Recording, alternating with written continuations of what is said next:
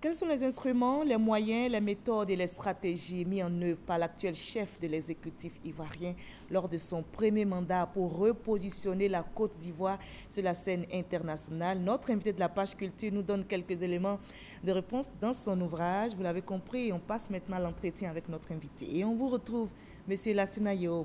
Alors, avant nos échanges, je vous invite à suivre le résumé de votre ouvrage sur le rayonnement international de la Côte d'Ivoire avec Abdoulaye Koné et on en reparle tout juste après.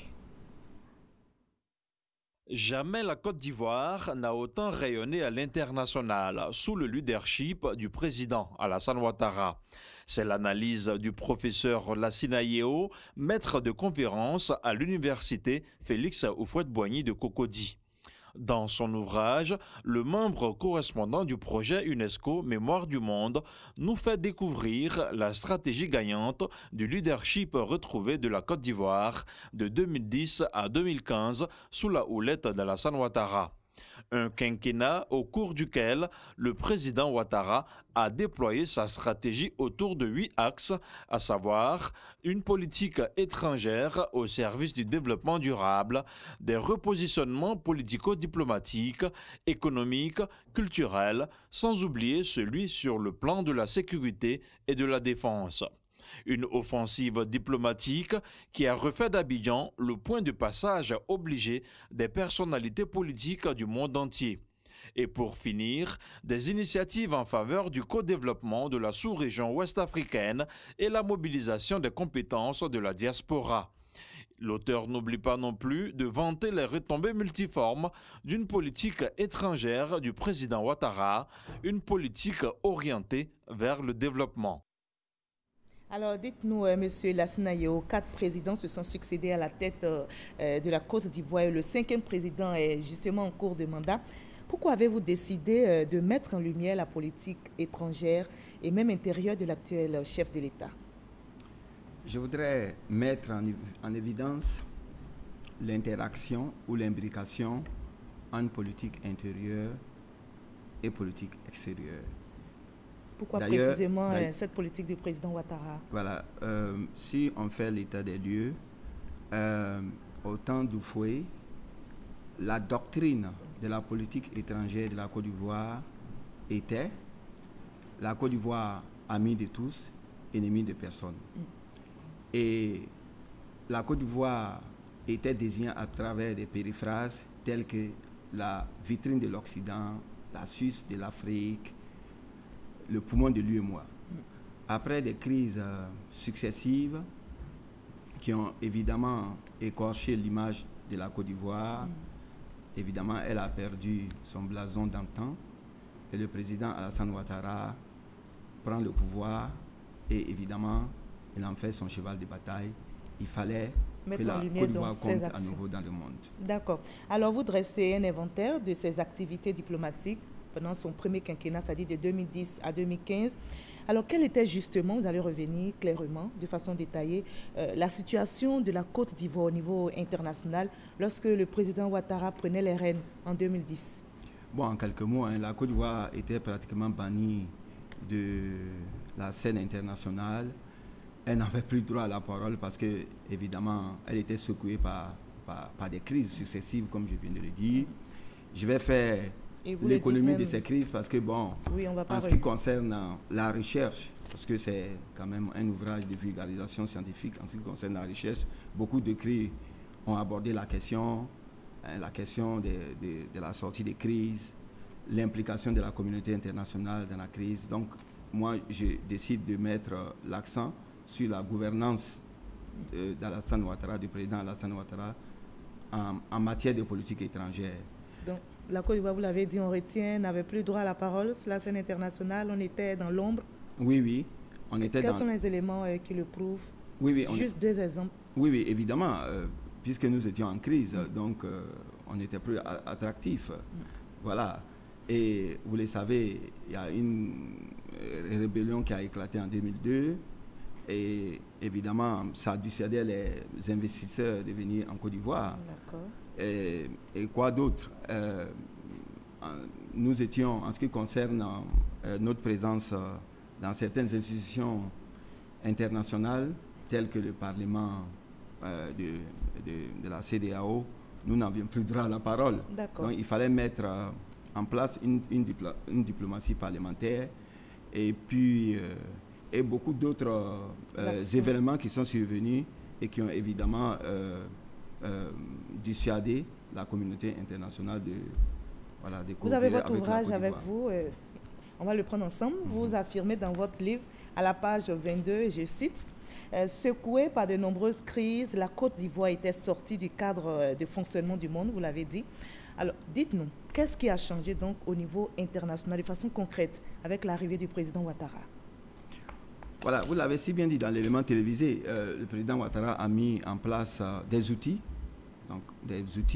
qui se matérialisent en termes de réformes au niveau diplomatique, mais il a mis surtout à la disposition de la Côte d'Ivoire, des Ivoiriens, son carnet d'adresses très riche, puisque lui-même il est issu des instances internationales, les FMI, etc., etc. Ensuite, il y a eu une certaine dynamisation et modernisation de l'outil diplomatique. Et évidemment, on a constaté à travers l'élément et à travers dans les écrits qui ont été, quelques écrits qui ont été produits sur la thématique, on a constaté une multitude de voyages de dignitaires internationaux à quelque niveau de responsabilité que ce soit des présidents des républiques, des premiers ministres, des présidents des parlements, que des responsables d'organisations internationales. On a donc assisté à ce balai de visites des personnalités étrangères en Côte d'Ivoire. On s'est ouvert au et monde. Et vice-versa. Ce monde-là aussi s'est ouvert à nous. Vice-versa, le président aussi a effectué plusieurs visites à l'étranger. Et justement, parlant de voyages, vous avez dénombré le nombre de voyages donc, du président Ouattara. Vous dites à la page 23 de votre ouvrage, alors pendant son premier quinquennat, le président Alassane Ouattara a effectué une multitude de voyages, plus de 118 voyages à travers le monde. Il a presque sillonné tous les continents. Et il a même assumé son surnom de Magellan, en référence au grand voyageur et explorateur portugais Fernand Magellan, de Magellan. Alors, quelles ont été les retombées de tous ces voyages pour la Côte d'Ivoire? Bien, les retombées sont multiformes. On peut les classer en 3 grandes catégories. Du moins, c'est comme ça que j'ai procédé dans mon livre. Au niveau économique, nous avons assisté au retour de la BAD. Ensuite, nous avons également, comme je viens de le dire, reçu sur nos territoires beaucoup de dignitaires politiques, donc le président de la Banque mondiale, Madame la secrétaire d'État en son temps, il a recruté donc des personnalités, je dirais, de haut gabarit. Donc la Côte d'Ivoire est devenue... D'accord, des personnalités qui sont arrêtées. Et puis, on a aussi d'autres activités, culturel. Le Massa, par exemple. Oui, ça, c'est au niveau culturel, le Massa. Et puis, l'ouverture du Bureau national de l'UNESCO, les Cora Awards, et puis, surtout, l'inscription de la ville de Grand Bassam au patrimoine culturel de l'UNESCO.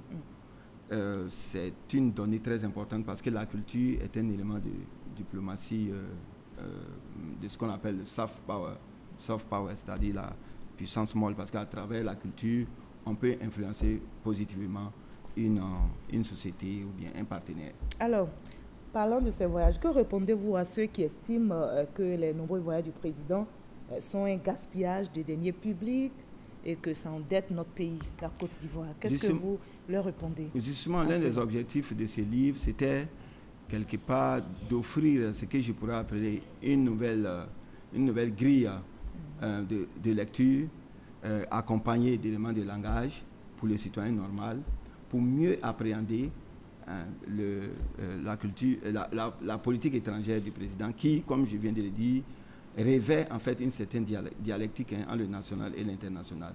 Donc pour que, en fin de compte, on ne voit pas en ces voyages multiples et nombreux une promenade. Ce sont des voyages de travail, ce sont des visites de travail, des visites officielles, voilà, qui consistent à aller chercher des investisseurs pour venir, voilà, pour faire fonctionner la Côte d'Ivoire, pour et donc, mettre la Côte d'Ivoire sur les rails de l'émergence. Et on peut le voir à travers le pays. Vous voyez le stade EBMP qui est sorti des terres. On va accueillir la CAN en 2021. Voilà, et puis on constate aussi, ce qui concerne la croissance, parce que c'est aussi un des reproches qui est fait au gouvernement, aux différents gouvernements, que la croissance n'est pas inclusive. Mais on peut voir à travers une prolifération des supermarchés qu'il y a quand même une classe moyenne qui émerge en Côte d'Ivoire. Merci beaucoup et ce sera votre conclusion. La Côte d'Ivoire n'est l'ennemi de personne, mais l'ami de tous. Vous l'avez relevé dans votre ouvrage et c'est une citation du premier président de la Côte d'Ivoire. Oui. Commentaire, conclusion rapidement. Bien, merci beaucoup. C'est la doctrine, en fait, de la politique étrangère de la Côte d'Ivoire. Ça veut tout simplement dire que la Côte d'Ivoire a opté pour ce que j'ai appelé la soft power, donc la diplomatie molle. Elle ne veut définitivement pas faire usage de la hard power. Donc, la Côte d'Ivoire est l'apôtre de la paix. Et on pourrait même, parler, si on veut philosopher un peu, d'intersubjectivité qui va consister, et c'est ce que nous apprenons à travers l'œuvre du président Alassane Ouattara, cette saine collaboration ou interaction entre le national et l'international. Merci beaucoup, M. Lassina Yao, d'avoir répondu à nos questions, d'avoir été notre invité de la page culture. C'était un exercice pas toujours facile. Vous n'étiez pas en amphi, vous étiez sur notre plateau, pas devant vos étudiants, mais devant les téléspectateurs. Merci en tout cas d'avoir été notre invité de la page culture, de nous avoir partagé les fruits de vos recherches sur le rayonnement international de la Côte d'Ivoire, le leadership gagnant d'Alassane Ouattara. Merci d'avoir été avec nous. Merci. Et vous l'avez compris, ce journal est terminé. Retenons que nul n'est si riche qu'il n'ait besoin d'un bon voisin, car on ne peut être heureux sans les auditons. Très belle soirée. Retrouvez Kolo Klubali à 23h. Demain, 13h, Hamza Diaby. Et moi, je vous donne rendez-vous à 20h.